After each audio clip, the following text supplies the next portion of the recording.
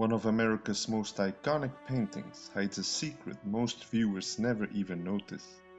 Emanuel Leutze's Washington Crossing the Delaware is packed with historical inaccuracies, from wrong flags to impossible boat sizes.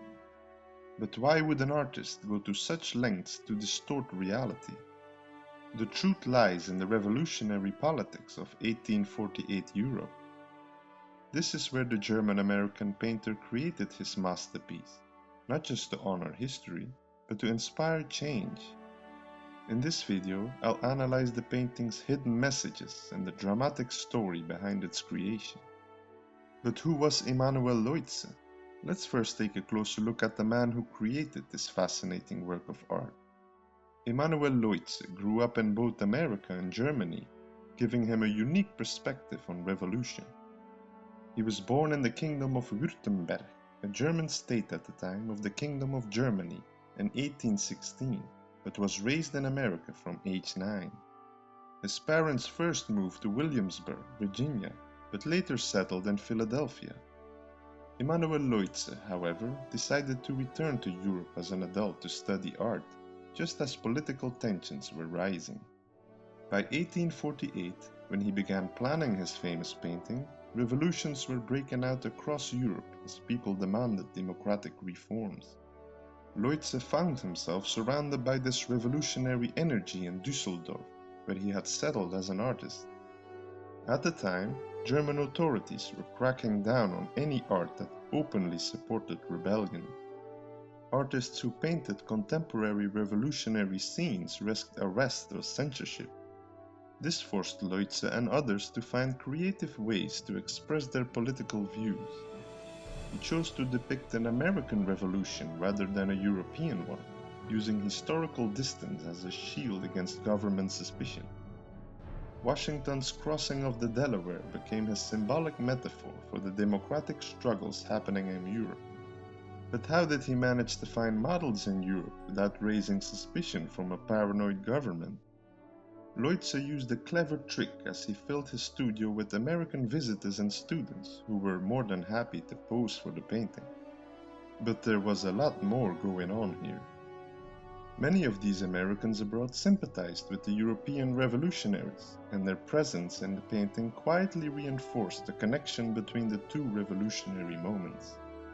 The artist also included a self-portrait among the rowers, further tying himself to the scene.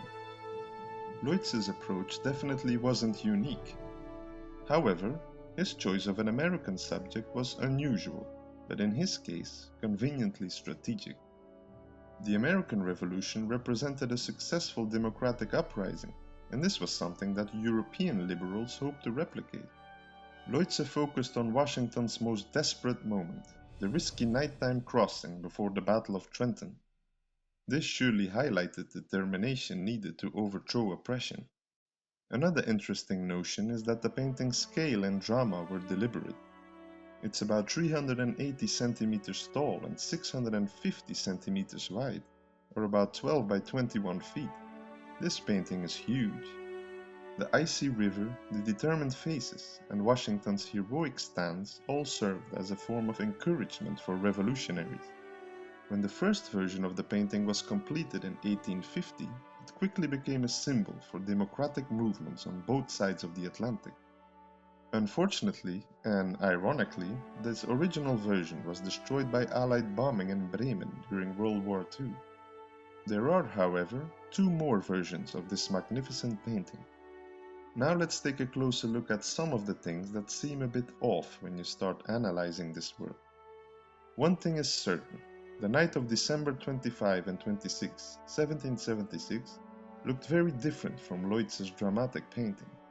Washington's actual crossing used Durham boats, which were large, flat-bottomed vessels designed for cargo transport.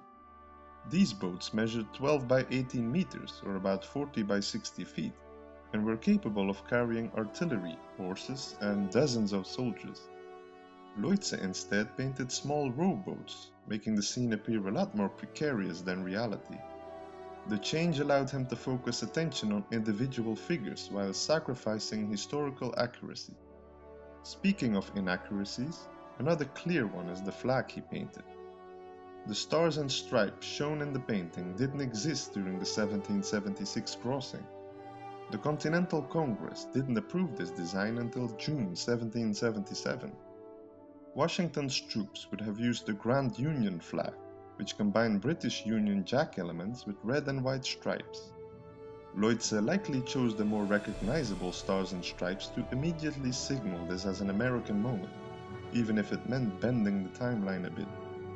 Washington's pose is yet another historical moment that couldn't have happened as such. Standing upright in a small boat on the icy Delaware would have been dangerously unstable, especially during the actual snowstorm conditions that night. Military historian David Hackett Fisher notes that even the larger Durham boats would have made standing difficult.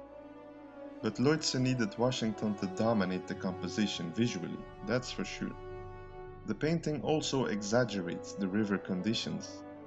Although chunks of ice in the river did exist during the crossing, Leutze amplified their size and threat. The jagged ice chunks in the foreground appear way more dramatic than historical accounts suggest.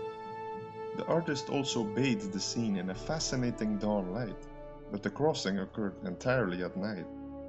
Apart from the historical inaccuracies, Leutze also included a couple of symbols.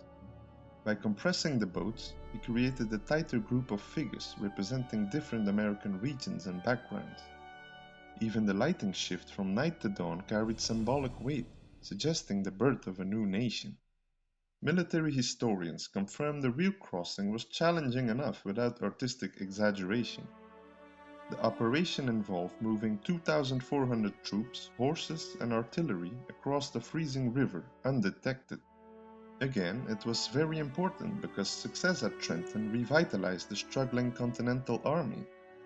But Leutze wasn't documenting history. He was creating an inspirational image for 19th century viewers.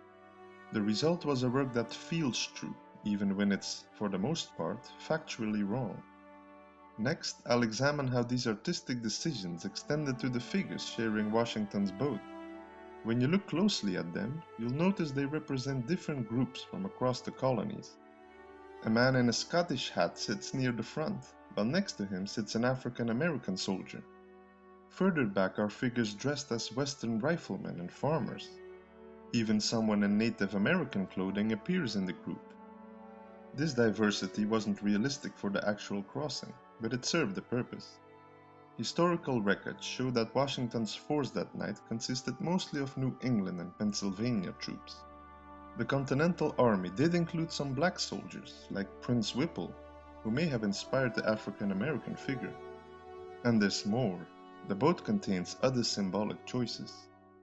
Future President James Monroe holds the flag beside Washington, while Generals Nathanael Greene and Edward Hand appear among the rowers. These weren't random portraits, they represented key leaders of the Revolution. Every artistic decision, from the poses to the palette, reinforces the idea of unity amid adversity. By 1851, the real events of 1776 had become national mythology. Leutze's painting reflected how people wanted to remember the Revolution, not necessarily how it happened.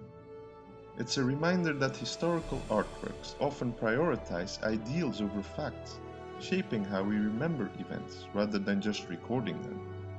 Think about how many other famous paintings might hide similar choices.